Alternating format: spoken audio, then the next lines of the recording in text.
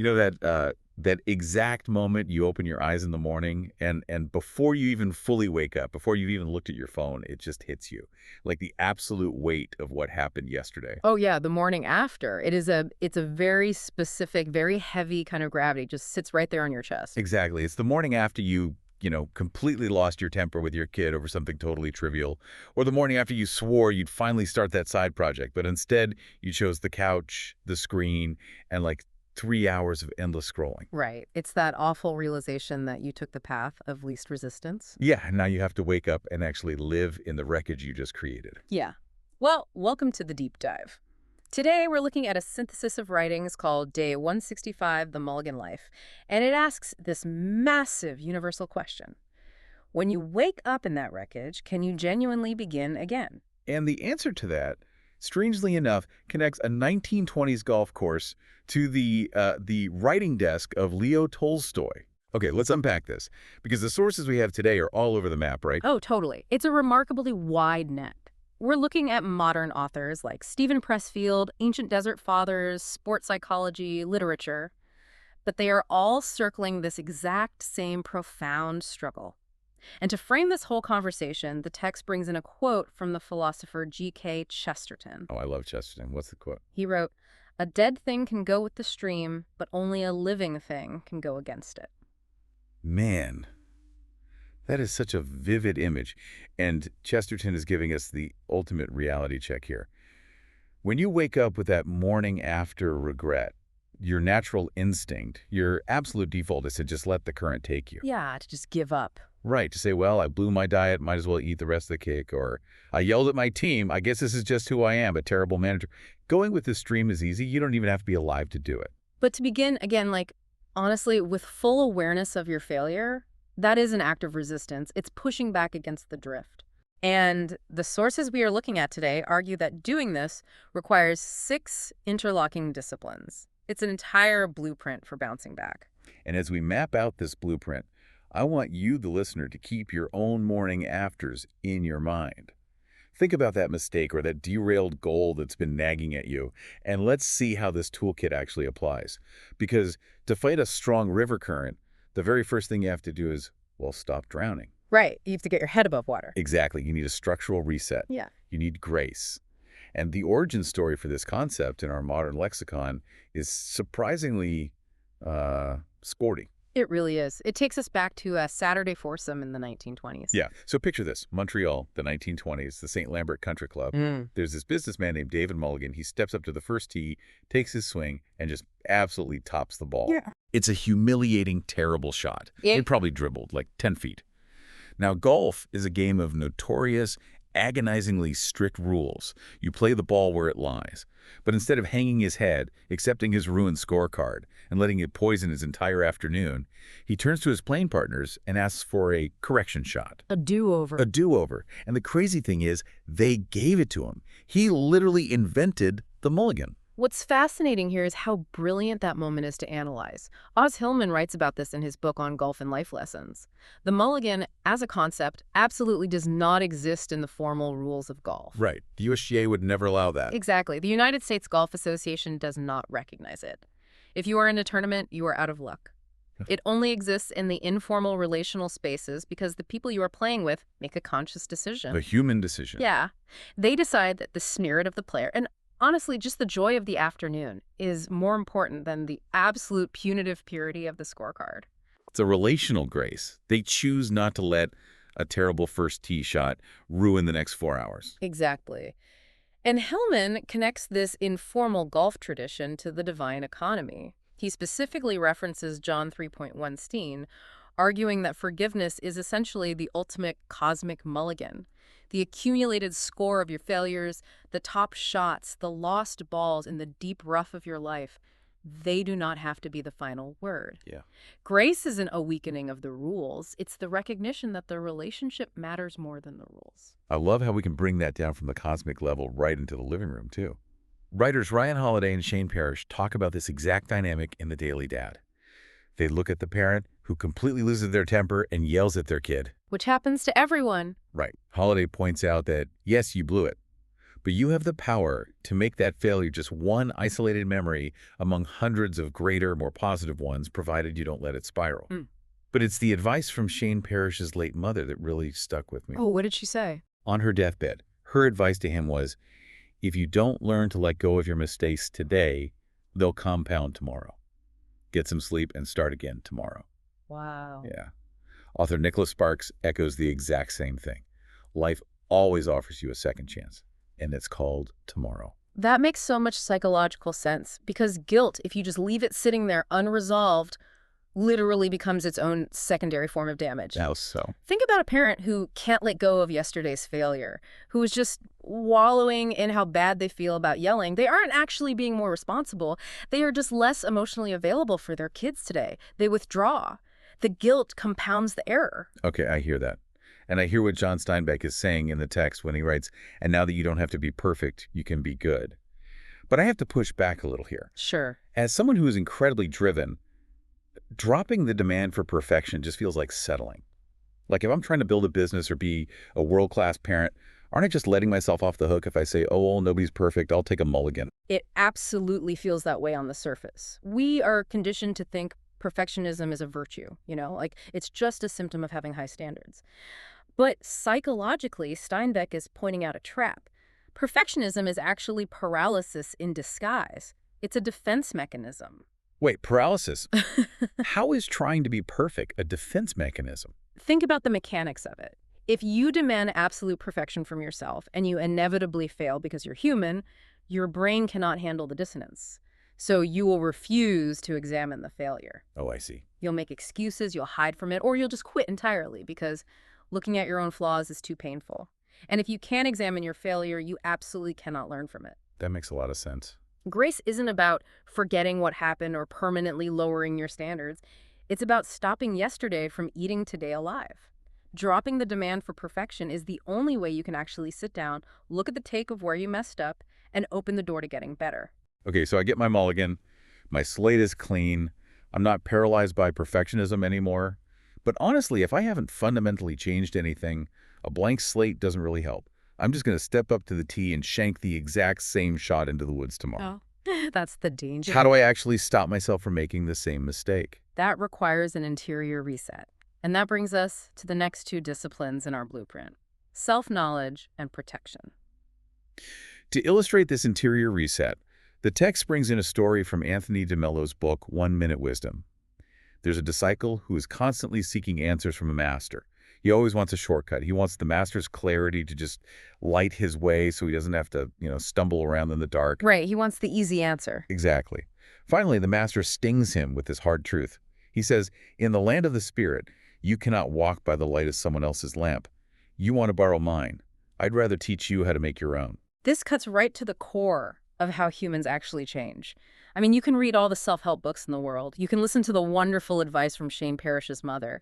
But you can't just borrow someone else's realization. You have to do the work. You really do. To truly begin again, you have to cultivate the capacity to name your own specific ugly patterns. You have to figure out the exact biological, emotional, or environmental triggers that cause you to go off course. That self-knowledge that is your inner lamp. Here's where it gets really interesting, though.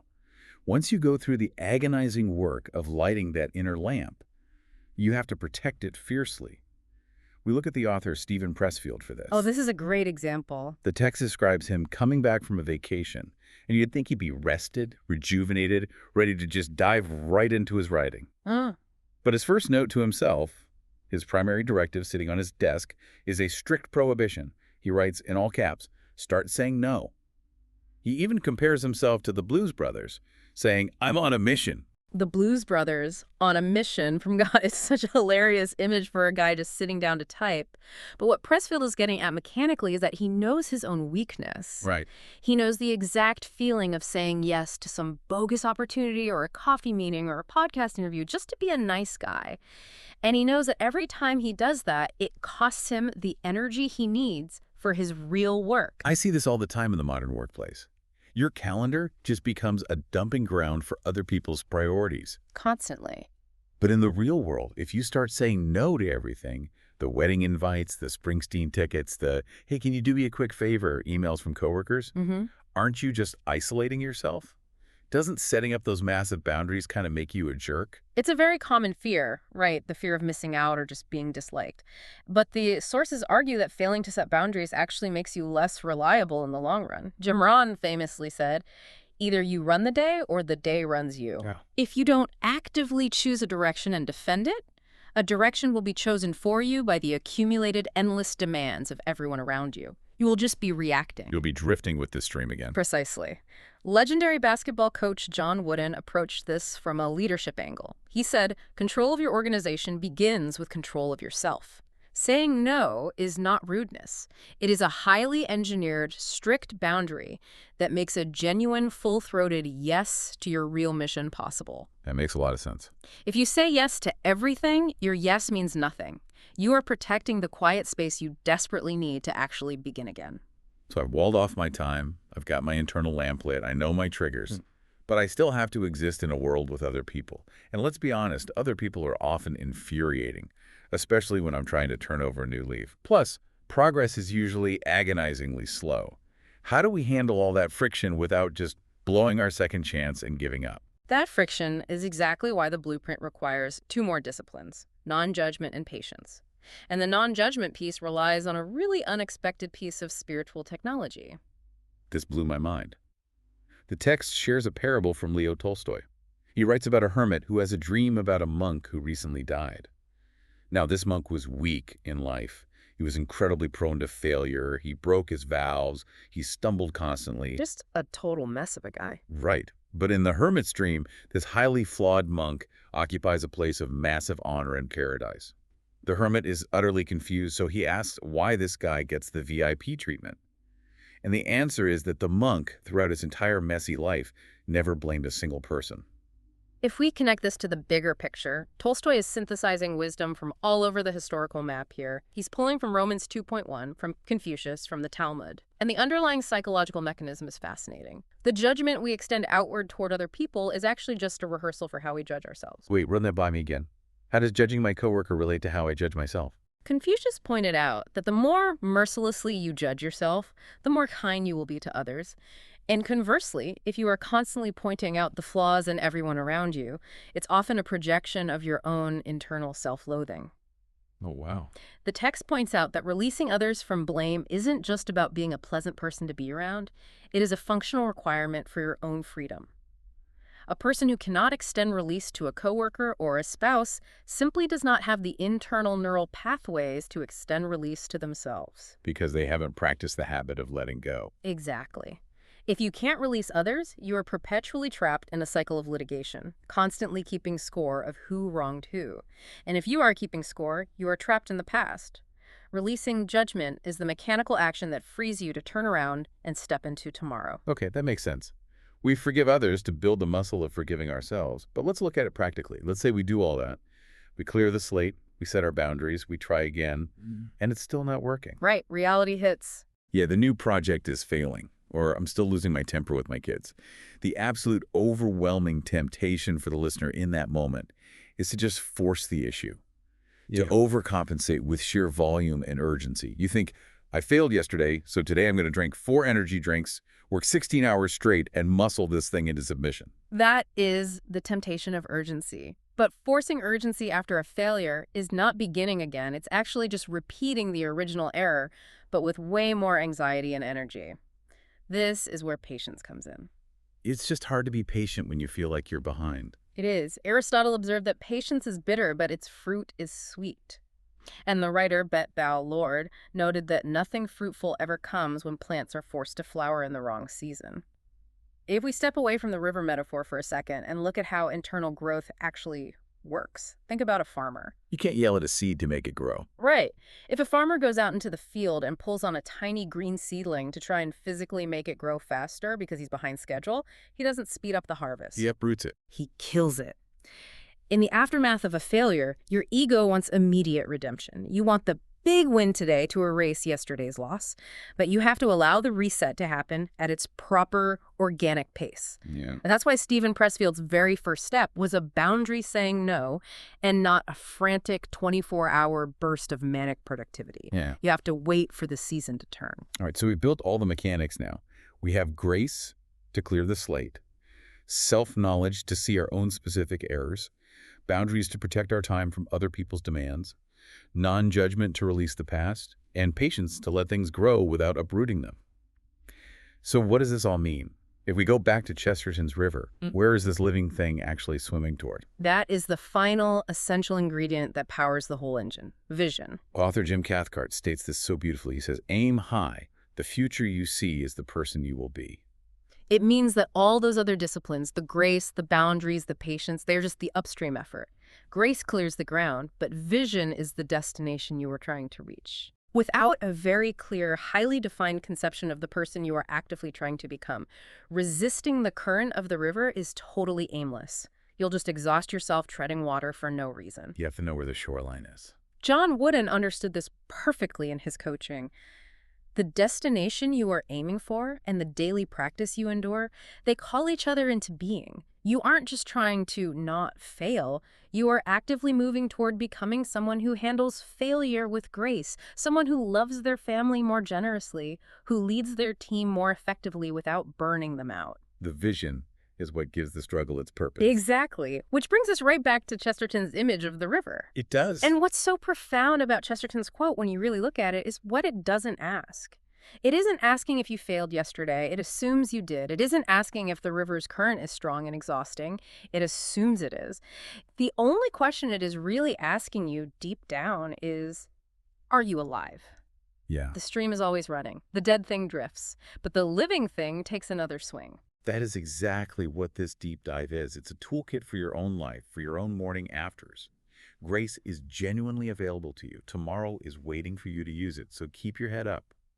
But I want to leave you with one final provocative thought to chew on.